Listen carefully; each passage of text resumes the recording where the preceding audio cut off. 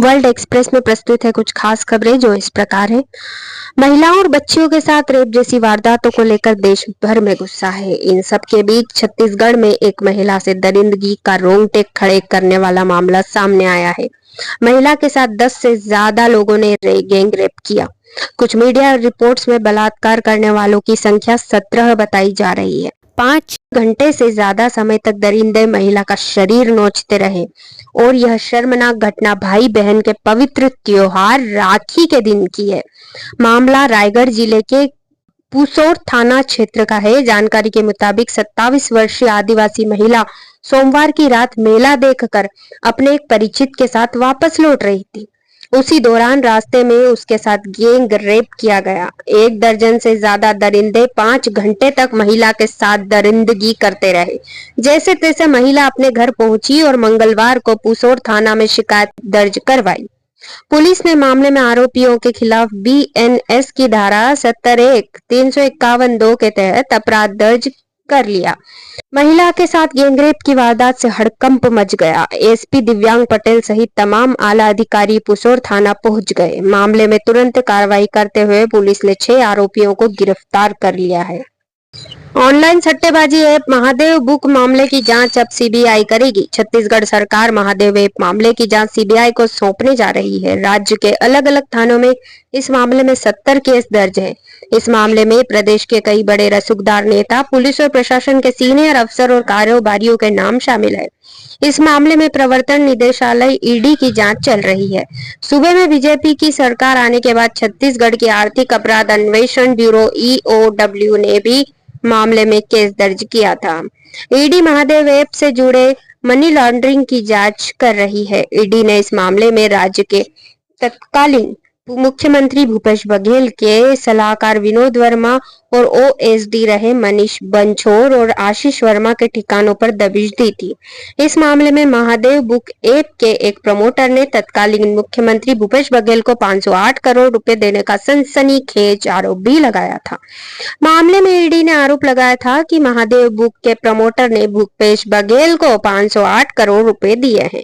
ED ने अपनी chargesheet में भी भूपेश बघेल के नाम का जिक्र किया था। ईडी ने अपने बयान में बताया था कि महादेव बुक के प्रमोटरों की पहुंच तत्कालीन मुख्यमंत्री कार्यालय तक थी। आरोपी प्रोटेक्शन मनी के रूप बड़े रसूखदार नेताओं और अफसरों को हर महीने एक बड़ी रकम रिश्वत के रूप में देते थे। इसके साथ ही मामले में गिरफ्तार एक एएसआई का ईडी को दिया गया लिखित बयान भी सोशल मीडिया में वायरल हुआ था, जिसमें राज्य के कई आईपीएस अफसर, तत्कालीन मुख्यमंत्री कार्यालय से जुड़े हुए अफसरों और प्रभावशाली नेताओं के नाम शामिल थे।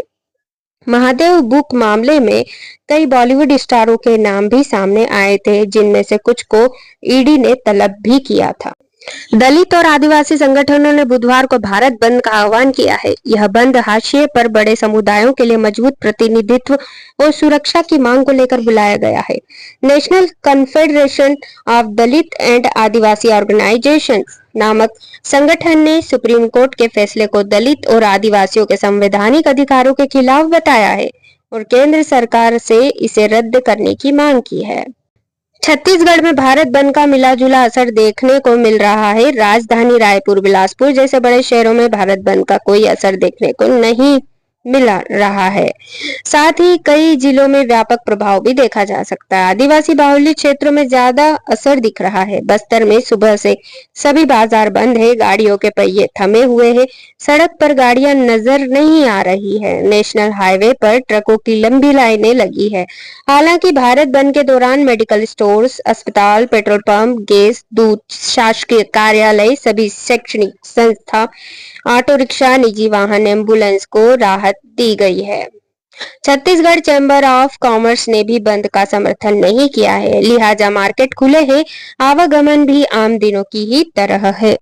भारत बंद का असर मिला जुला देखने को मिल रहा है। पटना में प्रदर्शनकारियों को रोकने के लिए पुलिस ने वाटर कैनन का इस्तेमाल किया। इसके साथ ही पुलिस ने लाठीचार्ज भी किया। लाठीचार्ज के दौरान एक ऐसा वक्त भी आया जब स्थिति असहज हो गई। लाठीचार्ज कर रहे सिपाहियों ने एसडीएम के ऊपर ही लाठी भांज दी, लेकिन जैसे ही सीनियर पुलिस अफसरों की नजर पड़ी तो उन्होंने जवान को अलग किया।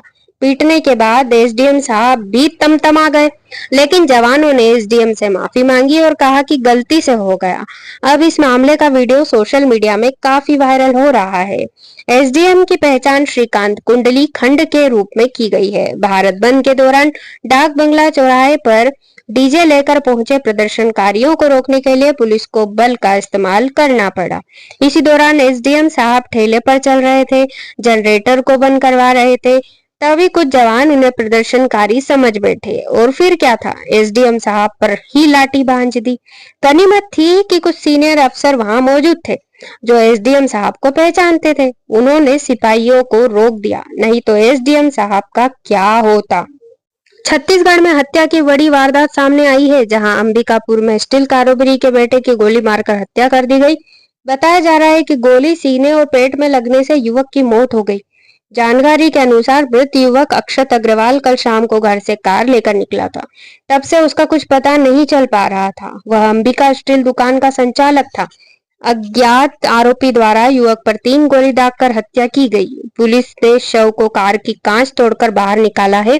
पुलिस सीसीटीवी फुटेज के आधार पर एक युवक को हिरासत में लेकर पूछताछ कर रही है। छत्तीसगढ़ के बालोद जिले में सरकारी स्कूल के छत का प्लास्टर गिरने से पढ़ाई कर रहे 4 बच्चे गंभीर रूप से घायल हो गए।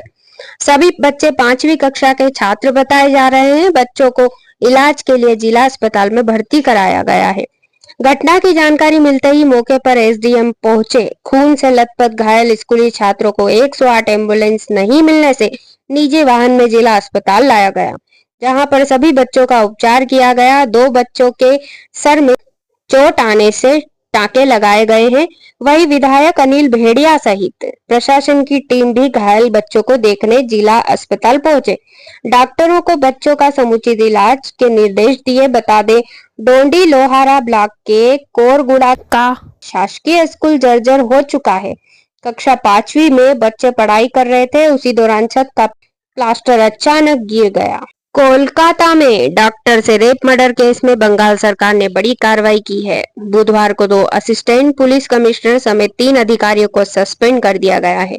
अस्पताल में 15 अगस्त को तोड़फोड़ की गई थी। हजारों की भीड़ ने घटनास्थल पर धावा बोल दिया था, जिसको लेकर अब पुलिस कर्मियों पर गाज गिरी है। इधर सुप्रीम कोर्ट का आदेश आते ही आरजी कर मेडिकल कॉलेज की सुरक्षा सीआईएसएफ के हवाले कर दी गई है।